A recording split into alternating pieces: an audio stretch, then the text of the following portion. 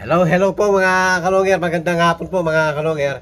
So, magti-tape tayo ng mga warriors natin ngayon. Gumulang na po ang mga warriors natin na hindi pa natin napakawalan kahit isang beses po. So, first time ngayon, ilalabas natin sa loob yung ite-tape muna natin mga kalonger para makapa nila yung mismong diving board mga kalonger.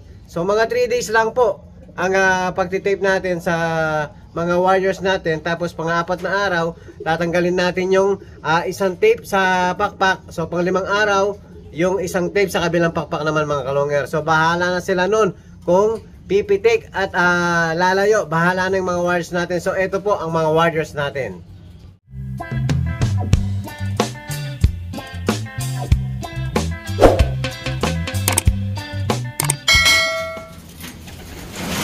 Ayan po mga warriors natin. So, naghanda ako ng ayan, pang tape mga kalonger at saka gunting. So, ite-tape ko isa-isa. Siguro nasa 16. O, pasok muna kayo doon. Yung iba po mga kalonger, dati nang marunong. Kaya lalong nagtagal na hindi natin napakawalan yung ibon natin. Yun nga po, tinamaan ng paramitso tsaka adeno yung ibon natin. So, halos naubos po. Halos na kalahati po ang nawala sa mga ibon natin. So yung iba hindi naman namatay. Nasa confine section natin sa 3rd floor sa may kwarto mga kalonger. Doon po natin dinadala yung mga pinapagaling natin. Yung mga umikot ang ulo, may adeno, so doon na po lahat. So bigla na lang pong gagaling. Hindi natin mamamalayan na mga ilang araw o ilang weeks. Bigla na lang pong gagaling yung mga ibon natin mga kalonger. So eto na po, magti-tape na tayo sa mga warriors natin para mapakawalan na po natin. So eto na mga kalonger, ayan, tinetape na po natin yung pakpak nila. So dalawang pakpak mismo. So ayan po mga kalonger. Ayan, nakatape po ng tag-5 flight feather nila. Ayan. So 3 araw lang po ito mga kalonger para makapa nila yung diving board, para masanayan nila na wag munang pipitik mga kalonger. Hindi pwedeng pakawalan to, halos patapos na po, dulo na lang yung bago. Ayan mga kalonger. So papakawalan muna natin yung mga warriors natin isa-isa. Tapos papakita natin mismo sa labas sa diving board mga kalonger. So ito na po, palalabasin ko na yung unang warrior natin. First time lumabas, 6 months na po yung edad mga kalonger. So ito na po. Yan lang So uulihin ko muna lahat yung mga warriors natin mga kalonger. Isa-isa natin palalabasin yung mga warriors natin. So uulihin muna natin mga kalonger. Hello mga kalonger. Ayan po, nasa labas na po yung mga tinape natin. So meron na nga bumabang 2. Ayan, so ayan lang po natin sa baba para masanay din. O mas maganda po yung aakyat mismo dun sa may viewing para mas madali silang matuto. Dahil sanay naman po silang tumutungtong. Meron pong apakan dun sa may viewing, sa loob ng viewing. Dalawang doon apakan mga kalonger. So sanay sila, nagbi-viewing dun mga kalonger. So mayang konti, ahayan muna natin dito sa may baba. Kung sino yung bababa, para masanay. In case po na tanggalin na natin yung boat tape nila sa pakpak. So marunong na po silang bumaba rito. So ayan po mga kalonger, bantayan muna natin yung mga natin habang nakatambay tayo rito.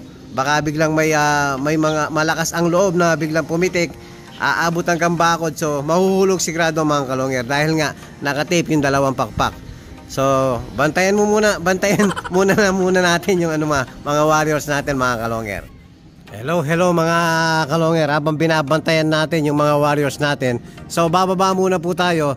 I-update natin yung mga ibang breeder natin. So update po natin si Elvis. Meron na po siyang anak mga kalonger. So yan po, papakita po natin si Elvis mga kalonger. Hello mga kalonger. So nandito po tayo sa may 3rd floor, sa may kusina mga kalonger. So update natin si Elvis mga kalonger. So eto po si Elvis.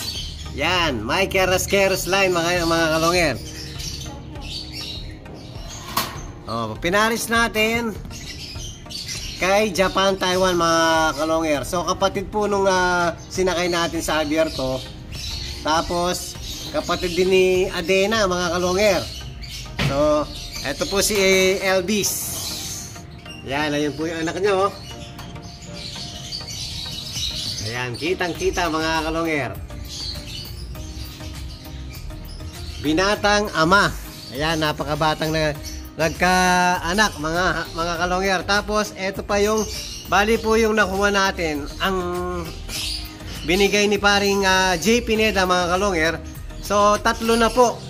So eto yung naunang binigay ni paring J, si Elvis. Tapos sumunod, ito magkakamag-anak lang po, puro pure Michael Rasquero line to mga kalonger. So ayan, meron na rin pong anak yung hen na pangalawang binigay ni paring J. Pineda. So maraming salamat kay paring J. Malalaki na po yung mga anak nila. So pawalay na po, hindi pa natin nahiwalay. So meron na naman itlog mga kalonger. May itlog na naman. So pinaris natin yung hen na binigay ni paring J kay Bernasa Kuipers mga kalonger. Bernasa de Brent Kuipers. So hindi lang yan mga kalonger, yan ang pangalawang binigay. May kasunod pa mga kalonger. Meron pang kasunod na hen. Ito. O ayan. Ito anak mismo. Yan Batanes line ni Idol Michael Rasquero. So siyempre magandang ibon. So maganda rin ang ipapares natin mga kalonger. So yan ang pangatlong binigay sa atin ni paring J. Pineda. So pinili natin ng magandang kapares. Siyempre ito ang poging kapares niya mga kalonger. Ayan po. Ayan. Full sibling ni Solo Sola Javier Clacker mga kalonger. So panlaban natin ng BBC yan. Naka-combine pa ng PHA MacArthur mga kalonger. Kaya lang, isa ito sa mga nagkasakit. So na-late na po sa sa training natin. So hindi ko na po sinugal yung ibon natin. Hindi ko na hinabol dahil nga gustong-gusto natin tong linyadang to mga kalonger. Kaya tinabi ko na. Halos po kasi hen ang naitabi ko sa mga kapatid ni Solo Sola Javier Clacker. So bali po, dalawa lang silang kak mga kalonger. Kaya tinabi na natin itong kak na to mga kalonger. Bali ang gagawin natin dito mga kalonger. So iba-iba muna yung kapares ng galing kay paring J. So para matry natin. So para makapa natin kung saan magmamatch sa mga ibon natin yung mga bloodline ni Idol Michael Rasquero. Malay natin mas magandang maging performance sa mga i-cross natin. Pero after po na makapagpalabas tayo sa mga pinagpapares natin sa mga galing kay paring J. Pineda, so ipapares ko po, magpupuro tayo ng Michael Rasquero. Bali itong si Elvis. So ipapares natin, pwedeng dito, pwede rin dito sa isang hen. So mukhang sabi ni paring J, mas magandang ipares dito sa pangatlong binigay niya. Ayan.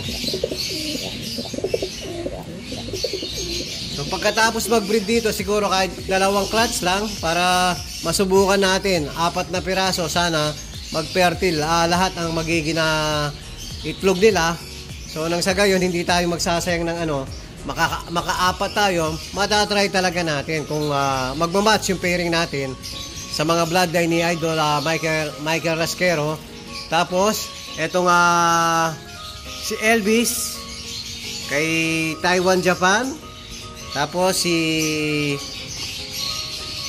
Henna Checkered kay Solo Sola Javier Clacker, full sibling. Tapos yung isang hen, eto mas maliit po ang ilong nito compare dun sa isa. Pinares natin ito, nilaro po natin to. So subok din ang linyada. Lahat po ng pinares natin, mga subok natin linyada mga kalonger. So ang kak na to, ang tatay niya, yung pure imported galing kay Idol Janso. So Bernasa de Brent mga kalonger. Kaya lang yung nanay niya, yung Tacloban finisher na opal, Kuipers puro po yun. Kaya naging Bernasa de Brent Kuipers na po ito mga kalonger.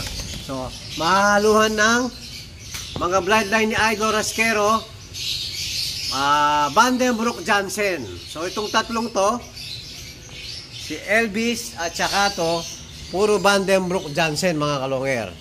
So sana maging maganda ang resulta ng mga magiging anak nyo.